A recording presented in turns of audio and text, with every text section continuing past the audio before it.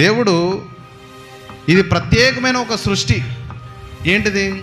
నరుణ్ణి సృష్టించడం అనేటువంటిది ఒక ప్రత్యేకమైన సృష్టి. కానీ మీరు చాలా చోట్ల ఈ లోకంలో కొన్ని విషయాలు మనం చూస్తున్నప్పుడు మనుషుడు జంతువు నుంచి వచ్చినాడు అని అంటారు. డార్విన్ సిద్ధాంతం కూడా మేము చిన్నప్పుడు పుస్తకాల్లో చదువుకుంటూ వచ్చిన మనిషి కోతి నుంచి వచ్చినాడని చెప్పి ఫస్ట్ కోతి బొమ్మ ఉంటుంది, ఆ కోతి కొంచెం నిలవన్నట్లు ఉంటుంది, మళ్ళీ ముందు ఇంకొక బొమ్మ ఉంటుంది, ఆ కోతి కొంచెం నిలవన్నట్టు ఉంటుంది, ఇంకా చివరికి 4వ దశలో నిటారుగా నిలబడినట్లు ఉంటుంది.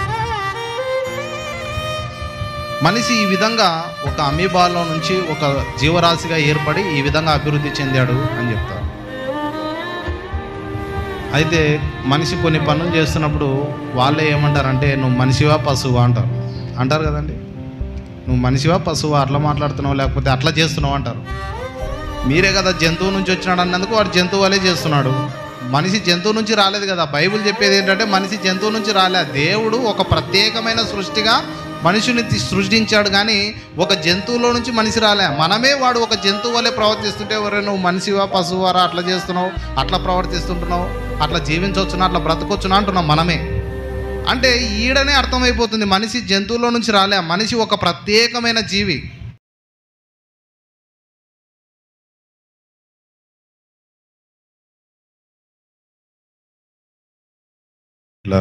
చేరువచ్చిన మీ అందరికీ కూడా మన ప్రభువును రక్షకుడైన యేసుక్రీస్తు నామంలో శుభములు వందనములు తెలియజేసుకుంటున్నాను. కొద్ది నిమిషాలు మనందరం కూడా శ్రద్ధగా దేవుని మాటలు ఆలకిద్దాం. ఆదికాండం, పరిశుద్ధ గ్రంథంలో ఆదికాండం 2వ అధ్యాయం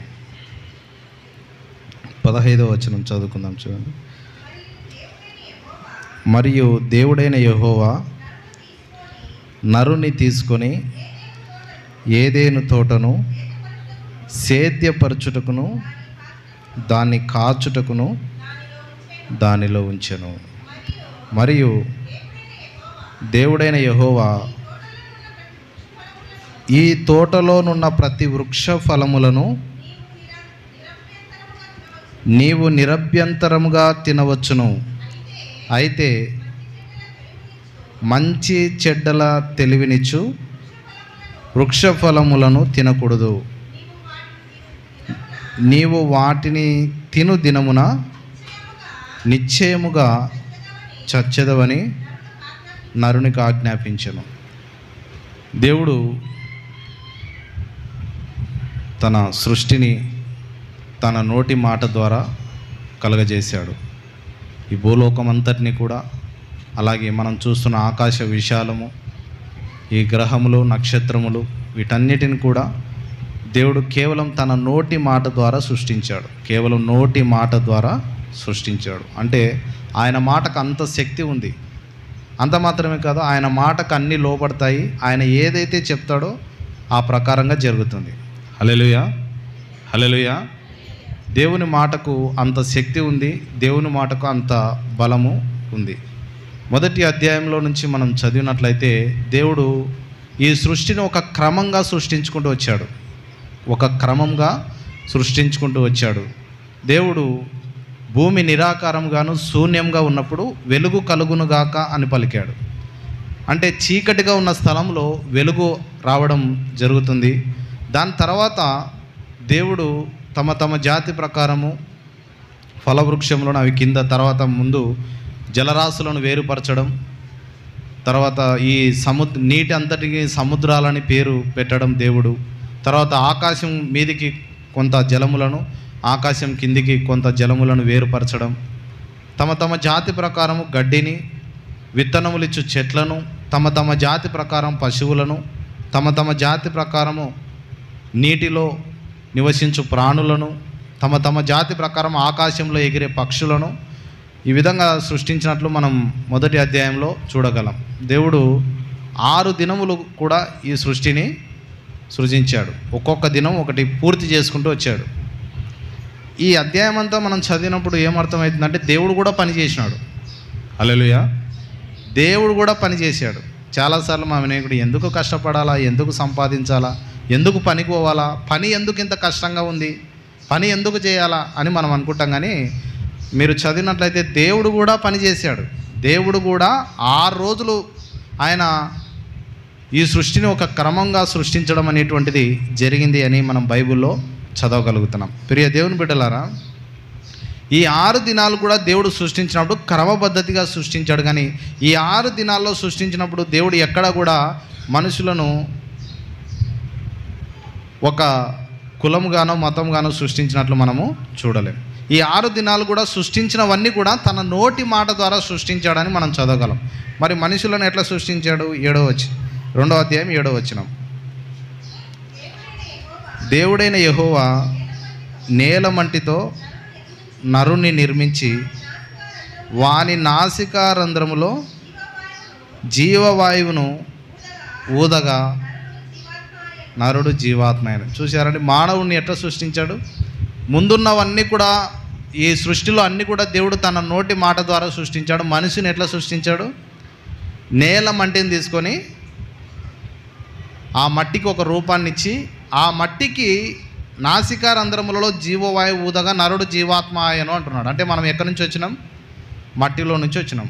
అందుకే మరలా తిరిగి మనం మన్నై పోతామని చెప్పి ఆదాంతో దేవుడు చెప్పినాడు, నువ్వు మన్నే కనుక తిరిగి మన్నై పోదు అన్నాడు. అయితే దేవుడు తన ఆత్మను లోపల ఉంచినాడు. ఈ మట్టికి ఎప్పుడు విలువ వచ్చిందంటే, ఈ మట్టికి దేవుని యొక్క ఆత్మ లోపలికి వచ్చినప్పుడు మట్టి అయిన మనిషికి రూపం వచ్చింది. ఆ మనిషి నడవగలుగుతున్నాడు, ఆ మనిషి క్రియ చేయగలుగుతున్నాడు. ఇది ప్రత్యేకమైన సృష్టి. దేవుడు ఇది ప్రత్యేకమైన ఒక సృష్టి. ఏంటిది? నరుణ్ణి సృష్టించడం అనేటువంటిది ఒక ప్రత్యేకమైన సృష్టి. కానీ మీరు చాలా చోట్ల ఈ లోకంలో కొన్ని విషయాలు మనం చూస్తున్నప్పుడు మనుషుడు జంతువు నుంచి వచ్చినాడు అని అంటారు. డార్విన్ సిద్ధాంతం కూడా మేము చిన్నప్పుడు పుస్తకాల్లో చదువుకుంటూ వచ్చినాం. మనిషి కోతి నుంచి వచ్చినాడని చెప్పి ఫస్ట్ కోతి బొమ్మ ఉంటుంది, ఆ కోతి కొంచెం నిలవన్నట్లు ఉంటుంది. మళ్ళీ ముందు ఇంకొక బొమ్మ ఉంటుంది, ఆ కోతి కొంచెం నిలవన్నట్టు ఉంటుంది. ఇంకా చివరికి 4వ దశలో నిటారుగా నిలవన్నట్లు ఉంటుంది.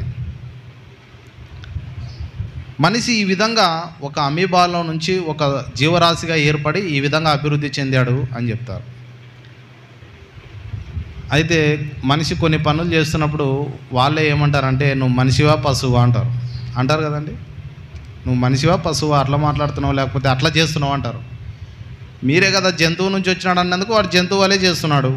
మనిషి జంతువు నుంచి రాలేదు కదా. బైబిల్ చెప్పేది ఏంటంటే మనిషి జంతువు నుంచి రాలే. దేవుడు ఒక ప్రత్యేకమైన సృష్టిగా మనిషిని సృష్టించాడు. కానీ ఒక జంతువులో నుంచి మనిషి రాలే. మనమే వాడు ఒక జంతువు వలె ప్రవర్తిస్తుంటే, ఎవరే నువ్వు మనిషివా పశువారా, అట్లా చేస్తున్నావు, అట్లా ప్రవర్తిస్తుంటున్నావు, అట్లా జీవించవచ్చునా, అట్లా బ్రతకొచ్చునా అంటున్నాం మనమే. అంటే ఈడనే అర్థమైపోతుంది మనిషి జంతువులో నుంచి రాలే. మనిషి ఒక ప్రత్యేకమైన జీవి. హల్లెలూయా. మనిషి ప్రత్యేకమైన జీవి. అందుకే వంట చేసి పెట్టినప్పుడు ఆస్వాదిస్తూ తింటారు కదా మనుషులు. ఎంత రుచికరంగా ఉందో. రుచికరంగా లేని భోజనాన్ని ఏమంటాం? ఇది మనుషులకు చేసినావా లేకపోతే పశువులకు చేసినావా, ఎవరు తినడానికి చేసినావు ఇది అని అంటుంటాం. ఏదైనా స్వీట్ కానీ ఏదైనా మంచి పదార్థం కానీ మంచి వంటకం మనం తిన్నప్పుడు ఎంత ఆస్వాదిస్తామండి. అట్లా జంతువులు ఆస్వాదిస్తాయా? జంతువులు ఏ పెడితే అవి తింటాయి. అవసరమైతే పొలంలోకి వెళ్ళి వాటికి ఏం కావాలో అవి తింటాయి. కానీ వాటికి రుచి కావాలని చెప్పి ఆ రుచిని ఆస్వాదిస్తూ ఆనందిస్తూ తినలేవు అవి. ఎందుకంటే అవి వేరే సృష్టి, అవి ప్రత్యేకమైనవి. అట్లే జంతువులు ఎప్పుడైనా బాధపడడం మీరు చూసారా? ఒకటే సమస్యలు వచ్చినాయని చెప్పి జంతువులు బాధపడినాయా? మన ఇంటి ముందు తిరిగే కుక్కలు ఎప్పుడైనా మన ఇంటి దగ్గరకు వచ్చి ఎప్పుడు మీరే తింటుంటారు, రోజు నాకు అన్నం పెట్టరా, మీరే బిర్యానీ తింటుంటారు, నాకు బిర్యానీ పెట్టవా, రోజు మీరే మటన్ తింటారు, నాకు మటన్ పెట్టరా, ఒక్కరోజైనా మంచి వంట పెట్టినావా అన్నాయా ఎప్పుడైనా కుక్కలు? అనవు అవి. ఎందుకంటే వాటి ప్రత్యేకత వేరు, మనిషి యొక్క ప్రత్యేకత వేరు. మనిషి సృష్టించిన విధానమే వేరు. మనిషి ఆలోచన చేయగలడు, మనిషి బాధపడగలడు, మనిషి ఆలోచించి యోచించి జ్ఞానముతో జీవించగలిగేటట్లు మనిషిని దేవుడు సృష్టించాడు. అందుకే దేవుడు మనిషిని తన పోలికలో సృష్టించాడని చెప్పబడింది. హల్లెలూయా. దేవుడు ఎట్లయితే ఆలోచన చేశాడో అదే విధంగా ఆలోచన చేసేటట్లు, ఎట్లయితే దేవుడు తన మనసును కలిగి ఉన్నాడో అదే మనసును కలిగి మనిషి జీవించేటట్లు దేవుడు తన పోలికలో నరుని చేశాడు. అయితే ఈ శరీరం మాత్రమే మట్టి నుండి దేవుడు తీశాడు, కానీ మనుషుడు నిజంగా తనలో ఆత్మను కలిగి ఉన్నాడు. అందుకే అతనికి బాధ, అందుకే అతనికి కష్టము, అందుకే అతనికి అభిప్రాయములు, అందుకే అతనికి కోపము, అందుకే అతనికి ప్రేమ, దయ అనేటువంటివి ఉన్నాయి. అవి జంతువులలో మనము చూడలేము. ఈడే అర్థమైపోతుంది మనిషి జంతువు నుంచి రాలేదు, దేవుడు సృష్టించిన సృష్టిలో ఒక ప్రత్యేకమైన వాడు మనిషి అని. హల్లెలూయా. అప్పుడు చూడండి, ఈ ప్రత్యేకమైన సృష్టిగా తయారు చేసిన మనిషిని దేవుడు ఏం చేశాడంటే, ఇందాక 15వ వచనం చదివినాం కదండి, ఒకసారి చదువుదాం చూడండి. మరియు దేవుడైన యెహోవా నరుణ్ణి తీసుకొని ఏదేను తోటను సేద్యపరచుటకును దాన్ని కాచుటకును దానిలో ఉంచాను. చూసారా, ఇక్కడ ఒక తోటను వేసి ఆ తోటలో 4 నదులను సృష్టించి ఒక మనుషుని కోసం ఆదామును సృజించాడు. ఆదాము ఒక్కని కోసము ఒక పెద్ద తోటను వేశాడు దేవుడు. ఆ తోటను వేసి ఆ తోటలో 4 నదులను దేవుడు పారజేసి ఆదామును తీసుకుపోయి ఆ తోటలో పెట్టినాడు. ఆ తోటలో పెట్టి దీన్ని సేద్యపరిచి కాపాడుకో అన్నాడు. ఏదైనా తోటలో ఉంచి ఆదాము ఏం ప్రార్థన చేయలేదు దేవునికి. ఏం చేయలేదు. ఆకలి అయిన తర్వాత, ప్రభువా నాకు ఆకలి అయితే, నాకు అన్నం ఎక్కడుంది, సృష్టించినావు కానీ ఎక్కడ పోయినావు అని ఆదాము అడగలే. ఆదాము అడగక ముందుకే తోటను వేశాడు. ఆదాము అడగక ముందుకే నీళ్ళను పారచేశాడు.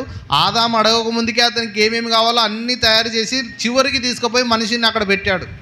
అందుకే దేవుడు సృష్టి అంతటిని సృష్టించి చాలా మంచిది మంచిది మంచిది మంచిది అనుకుంటూ వచ్చినప్పుడు మనిషిని సృష్టించి ఇది ఇంకా మంచిది అంటున్నాడు. హల్లెలూయా. చాలా మంచిదిగా కనపడింది మనుషులను సృష్టించినప్పుడు. ఎందుకంటే వీటన్నిటిని అనుభవించడానికి మనుష్యుడు దేవుని పోలికలో ఈ భూమి మీద ఉన్నందుకు దేవుడు చాలా మంచిదిగా చూశాడు. అయితే ఈ మనిషినికి దేవుడు ఏం అప్పగించాడు సృష్టించినప్పుడు? ఇది అర్థం చేసుకోవాలా.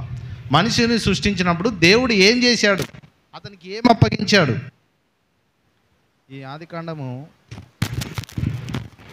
ఈ ఆదికాండాన్ని చదవకుండానే చాలామంది ముందు పోయి ప్రకటన గ్రంథానికి పోయి ఉంటారు. ఆదికాండం పూర్తిగా అర్థం చేసుకో, మొదటి అధ్యాయమే అర్థం కాలే, కానీ ప్రకటన గ్రంథానికి పోయి ఆడ ఎందుకు 7 గుర్రాలు ఉన్నాయి, ఎందుకు అక్కడ దర్శనాలు వచ్చినాయి ఆయనకి, అక్కడ కూర్చొని ఆలోచన చేస్తుంటారు, అక్కడ బోధిస్తుంటారు ఎక్కువ శాతం. నేను అంటున్నాను, మొదట 3 అధ్యాయాలు అర్థం చేసుకుంటే చాలు. మనిషి ఎట్లా వచ్చినాడు, మనిషి ఎట్లా పాపంలో పడిపోయినాడు, పాపంలో పడిన మనిషి కోసం దేవుడు ఏం చేశాడని చెప్పి 3 అధ్యాయాలు అర్థం చేసుకుంటే బైబిల్ అంతా అర్థమవుతుంది. మొదట ఆదికాండమే అర్థం చేసుకోకుండా చివరికి ప్రకటన గ్రంథానికి పోయి చాలామంది క్రైస్తవులు సతమతం అవుతుంటారు. అదే మనం విశ్వాసంలో బలహీనం కావడానికి కొన్నిసార్లు దారి తీస్తుంది. అయితే సృష్టించిన మనిషికి దేవుడు ఏం అప్పగించాడు అనేటువంటి విషయాలు మనం చూసి ముందుకు కొనసాగుదాం. చూడండి, ఆ తోటలో మనిషి నుంచి నరుని తీసుకొని ఏదైనా తోటలో సేద్యపరచుటకు దాన్ని కాచుటకును దానిలో ఉంచెను. హల్లెలూయా. నాతో పలుకుతారా ఈ 2 మాటలు? సేద్యపరచుటకు కాచుటకు. సేద్యపరచుటకు కాచుటకు. ఇక్కడ గమనించినట్లయితే సేద్యపరచడానికి పనిని ఇచ్చాడని మనకు అర్థమవుతుంది. ఫస్ట్ ఏమి ఇచ్చాడు? పని ఇచ్చాడు. ఆదాముకు దేవుడు పని ఇచ్చాడు. మొదట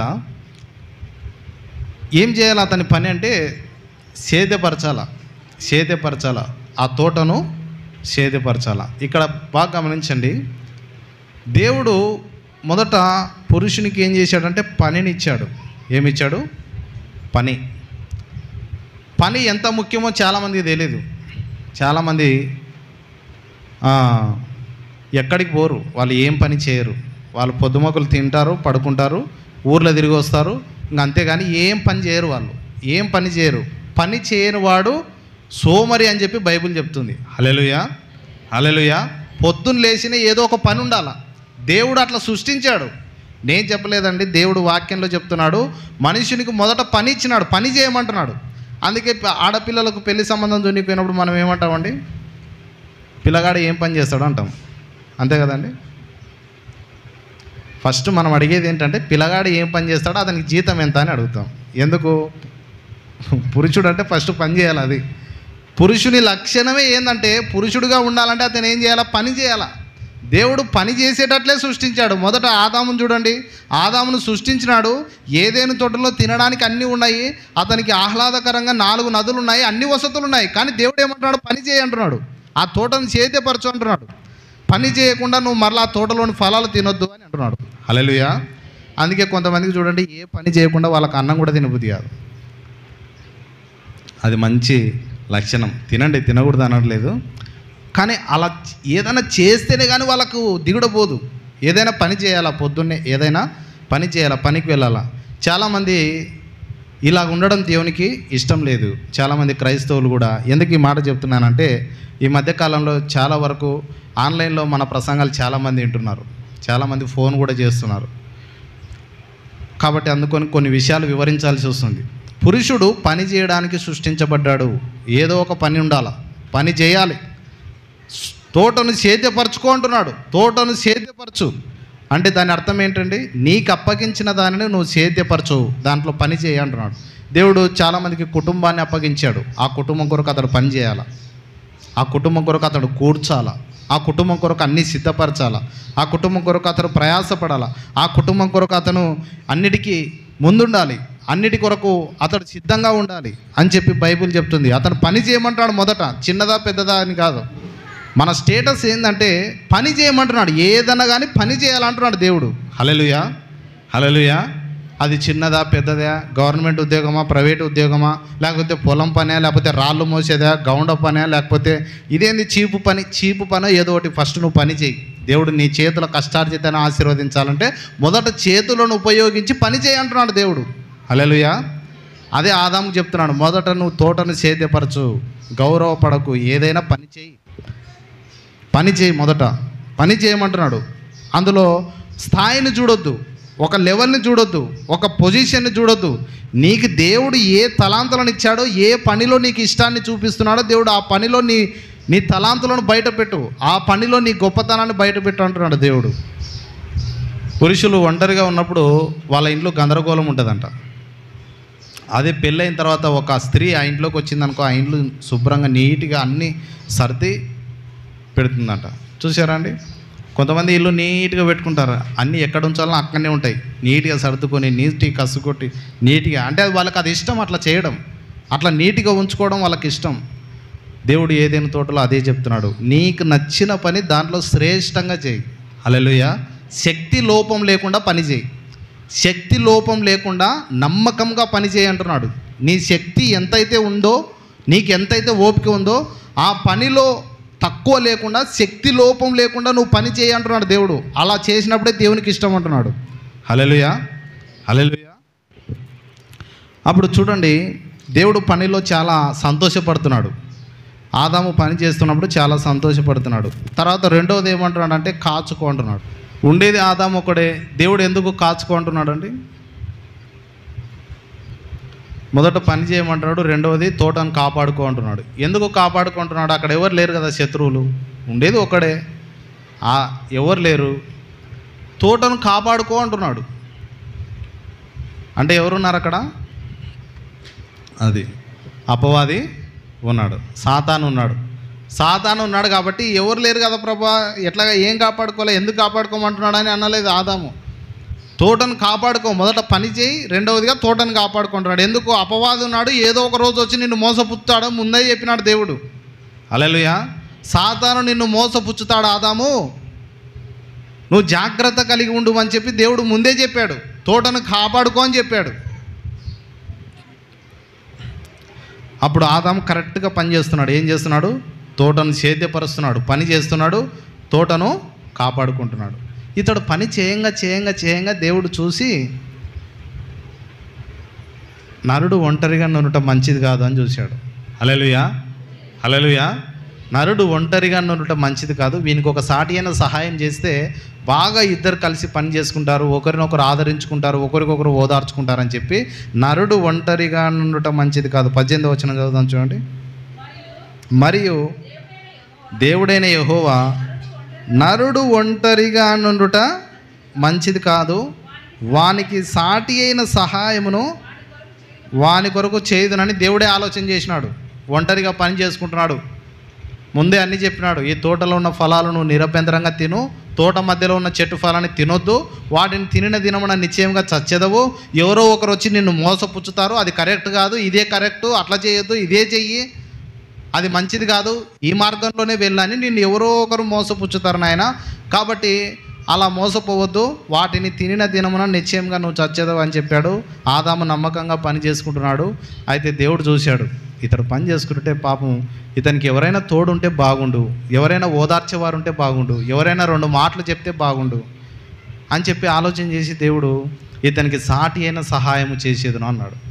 ఇంతవరకు అన్నీ మంచిదని చెప్పిన దేవుడు ఇప్పుడు ఒంటరిగా ఉండుట మంచిది కాదంటున్నాడు. ఈ ఒక్క విషయంలో మంచిది కాదంటున్నాడు. హల్లెలూయా. దేవుడు చెప్తున్నాడు ఇక్కడ, నరుడు ఒంటరిగా ఉండుట మంచిది కాదు అని.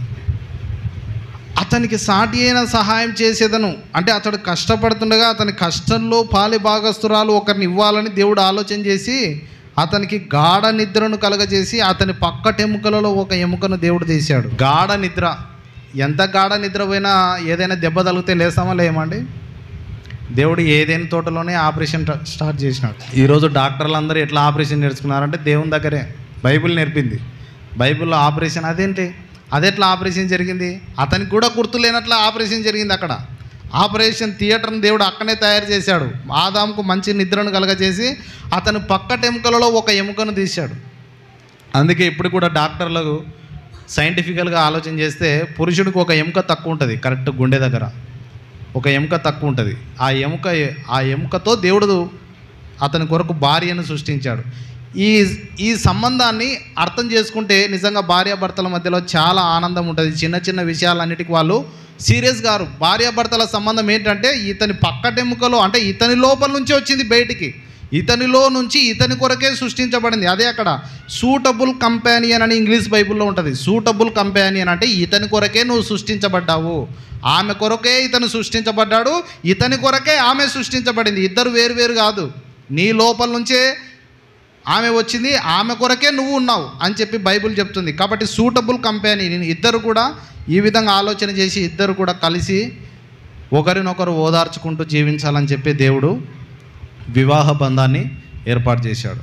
హల్లెలూయా, హల్లెలూయా. అప్పుడు ఒకరు కష్టపడుతుంటే ఇంకొకరు ఓదార్చాలా, ఒకరు ఆదరణ లేకుంటుంటే ఇంకొకరు ఓదార్చేటట్లు ఉండాలని చెప్పి దేవుడు నరుడు ఒంటరిగా ఉండటం మంచిది కాదని చెప్పి ఇద్దరిని సృష్టించాడు. ఈ ఇద్దరిని సృష్టించడంలో స్త్రీని గాను పురుషుని గాను దేవుడు సృష్టించాడు. ఇంకా వేరే జాతి మనకు కనబడదు. హల్లెలూయా, హల్లెలూయా.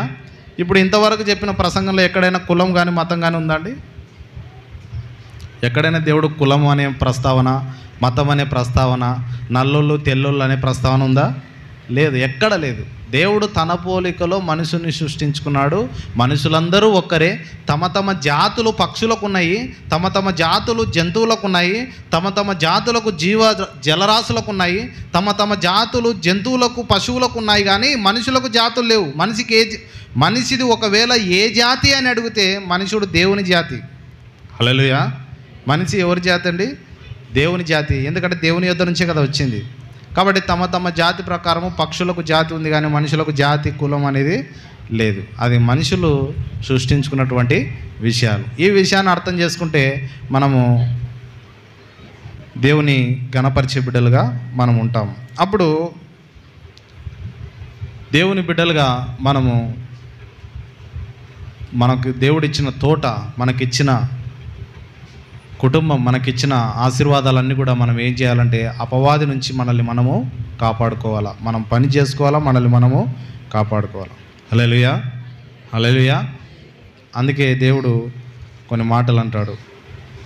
128వ కీర్తన 1వ వచనం నుంచి, యెహోవా యందు భయభక్తులు కలిగి ఆయన త్రోవల యందు నడుచువారందరూ ధన్యులు. నిశ్చయముగా నీవు నీ చేతుల కష్టార్జితము అనుభవించదువు, నీవు ధన్యుడవు, నీకు మేలు కలుగును. హల్లెలూయా, హల్లెలూయా. నిశ్చయముగా నీ చేతుల కష్టార్జితమును అనుభవించదువు, నీవు ధన్యుడవు, నీకు మేలు కలుగును. నిశ్చయంగా నీకు మేలే కలుగుతుంది, నిశ్చయంగా నీకు మేలు కలుగుతుంది, నీవు ధన్యుడవు, నీ చేతుల కష్టార్జితమును నువ్వు అనుభవించదువు అని అంటున్నాడు. ఎవరికి మాట? యెహోవా యందు భయభక్తులు కలిగిన వారు. యెహోవా యందు భయభక్తులు కలిగి ఉండాలా దేవుని బిడ్డలు. హల్లెలూయా. దేవుని యందు భయభక్తులు కలిగి ఉంటే నిశ్చయంగా మన చేతుల కష్టార్జితం మనము అనుభవిస్తాం. దేవుని నమ్ముకుంటారు కానీ పోయి తాగుతారు. దేవుని నమ్ముకుంటారు, వాళ్ళ కష్టార్జితం తీసుకుపోయి వేరే వాటికి వెచ్చిస్తుంటారు. అది దేవుని యందు భయభక్తులు కలిగి ఉండడం కాదు. దేవుని యందు భయభక్తులు కలిగి ఉంటే దేవుడు నన్ను చూస్తున్నాడు, ఆయన నాకు తగిన ఫలితాన్ని ఇస్తాడు, కాబట్టి నాకు ఇచ్చిన ఈ డబ్బులో నేను నిశ్చయంగా అనవసరమైన విషయాలకు ఖర్చు పెడితే దేవుడు ఖచ్చితంగా నన్ను శిక్షిస్తాడని చెప్పి భయభక్తులు యెహోవా యందు భయభక్తులు కలిగిన వాడు నిశ్చయముగా వాని చేతుల కష్టార్జితం అనుభవిస్తాడు, వాడు ధన్యుడు, వానికి మేలు కలుగుతుంది. తర్వాత 3వ వచనం, నీ లోగిట నీ భార్య ఫలించు ద్రాక్ష వల్లి వలె ఉండును, నీ భోజనపు బల్ల చుట్టూ నీ పిల్లలు ఒలీవ మొక్క వలె ఉందురు. హల్లెలూయా. ఎంత మంచి వాతావరణం కనబడుతుందండి. భోజనపు బల్ల ఉంది, భోజనం బల్ల మీద పదార్థాలు ఉన్నాయి కానీ భోజనం బల్ల చుట్టూ ఎవరు లేరు. వాతావరణం బాగుంటుంది. అది వాతావరణం బాగుంటుందండి. ఏం బాగుండదు. అది భోజనం బల్ల ఉంది, భోజనం బల్ల మీద అన్నీ ఉన్నాయి కానీ బల్ల చుట్టూ ఎవరు లేరు. బైబిల్ ఏమంటుందో తెలుసా? నీ భోజనపు బల్ల చుట్టూ నీ పిల్లలు ఒలీవ మొక్క వలె ఉంటారంట. హల్లెలూయా. హల్లెలూయా. నువ్వు భోజనం చేస్తుంటే నీ కుటుంబం అంతా ఆనందంగా ఉండడం దేవుడు చూడాలనుకుంటున్నాడు. 4వ వచనం, యెహోవా యందు భయభక్తులు గలవాడు ఇలాగూ ఆశీర్వదించబడతాడు. సియోనులో నుండి యెహోవా నిన్ను ఆశీర్వదించును, నీ జీవిత కాలమంతయు యెరూషలేమునకు క్షేమము కలుగుట చూచెదవు, నీ పిల్లలను నువ్వు చూచెదవు, ఇశ్రాయేలు మీద సమాధానముండును గాక. నీ పిల్లల్ని చూచెదవు. అందరు చెప్పండి ఈ మాట, నీ పిల్లలను చూచెదవు, నీ పిల్లలను చూచెదవు. అంతవరకు మరణం రాదు. హల్లెలూయా. హల్లెలూయా. నీ పిల్లల్ని నువ్వు చూసే వరకు నీకు మరణం రాదు. అదే దేవుడిచ్చే ఆశీర్వాదం. హల్లెలూయా. నీ బలం తగ్గిపోదు, నీ శక్తి తగ్గిపోదు, నువ్వు అట్లే ఆరోగ్యంగా ఉంటావు. అది నమ్ము. నీ పిల్లలకు పిల్లలు పుట్టి వాళ్ళ పిల్లల్ని చూసే వరకు దేవుడు నిన్ను నిలబెడతాడు. ఎంతమంది నమ్ముతారు ఈ మాట? హల్లెలూయా. ఏమవుతుందో రేపో ఏమో నాకేం తెలుసు. కొంచెం పానం బాగాలేదు అనుకుంటున్నా, గ్యాస్ ఎక్కువైంది, కిడ్నీ సమస్యలు ఎక్కువైనాయి, అక్కడక్కడ అప్పుడప్పుడు ఏమేమో అవుతున్నాయి. ఏమవుతుందో ఏమో కాదు. నా వాళ్ళ పిల్లల్ని కూడా నేను చూస్తానని అలా. హల్లెలూయా. అట్టి ఆశీర్వాదం దేవుడు నీకు ఇవ్వాలనుకుంటున్నాడు. నమ్మిన వారందరూ గట్టిగా హల్లెలూయా చెప్పండి. హల్లెలూయా. హల్లెలూయా. నీ పిల్లల్ని వాళ్ళ పిల్లల్ని చూసేంత వరకు దేవుడు నేను ఉంచుతాడు, దీర్ఘాయుసు చేసి తృప్తిపరుస్తాడు. హల్లెలూయా. దేవుడు అట్టి ఆశీర్వాదం దేవుడు మనకి ఇవ్వాలని ఎదురు చూస్తున్నాడు. అట్టి దీవెనలు మనకి ఇవ్వాలని ఎదురు చూస్తున్నాడు. అప్పుడు ఈ మధ్యలో సాతాను మనల్ని ఏమైనా చేస్తుందా? ఏం చేయలేదు. సాతాను మనల్ని పడగొట్టగలదా? పడగొట్టలేదు. సాతాను మనల్ని కృంగదీయగలదా? కృంగదీయలేదు. సాతాను మనల్ని పడదోయగలదా? పడదోయలేదు. నీతిమంతుడు 7 సార్లు పడినా మరలా తిరిగి లేస్తాడని. సాతాను పైన మనదే జయం కానీ సాతాన్ది జయం కాదు. హల్లెలూయా. అప్పుడు ఈ విజయం మనం పొందుకోవాలంటే మనం ఎక్కడ ఉండాలా? మనం వాక్యం వింటూ ఉండాలి.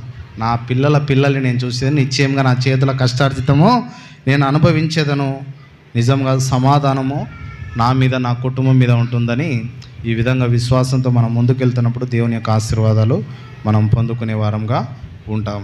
అప్పుడు మనము దేవుని బిడ్డలుగా, దేవునికి ప్రతినిధులుగా మనం ఉన్నాం కనుక కష్టపడి పని చేయాలా, దాని ఫలితం దేవుని మీద ఉంచాలా, మన కుటుంబాన్ని కాచుకోవాలా. అలాగే పనిలో ఎఫెసీ పత్రికలో రాయబడి ఉంటుంది, నువ్వు నీ పని ఎట్లుండాలంటే నీకు సరిపోయి నీ పని ఎట్లుండాలంటే అవసరతలలో ఉన్న వారికి ఇచ్చేటట్లు ఉండాలి. పని ఎట్లుండాలండి? అవసరతలో ఎవరైనా ఉంటే వారిని ఆదుకునేటట్లు మన పని ఉన్నప్పుడు దేవుడు నిశ్చయంగా మనల్ని ఆశీర్వదిస్తాడంట. హల్లెలూయా. అవసరంలో ఉన్న వారిని ఆదుకునేటట్లు మనం పని చేయాలి. నిజానికి మనం ఈరోజు పని చేసుకుంటే కొంతమంది వారం అంతా కూడా బతకొచ్చు, రోజు పని చేయాల్సిన అవసరం లేదు కదండి. నిజానికి మనం ఆరోగ్యంగా ఉన్నామంటే, మనకు అన్నీ ఉన్నాయంటే, కొంతమంది ఒకరోజు పని చేస్తే వారం అంతా కూడా వాళ్ళకి సరిపోతుంది, కానీ రోజు పని చేయమంటున్నాడు దేవుడు. ఎందుకు?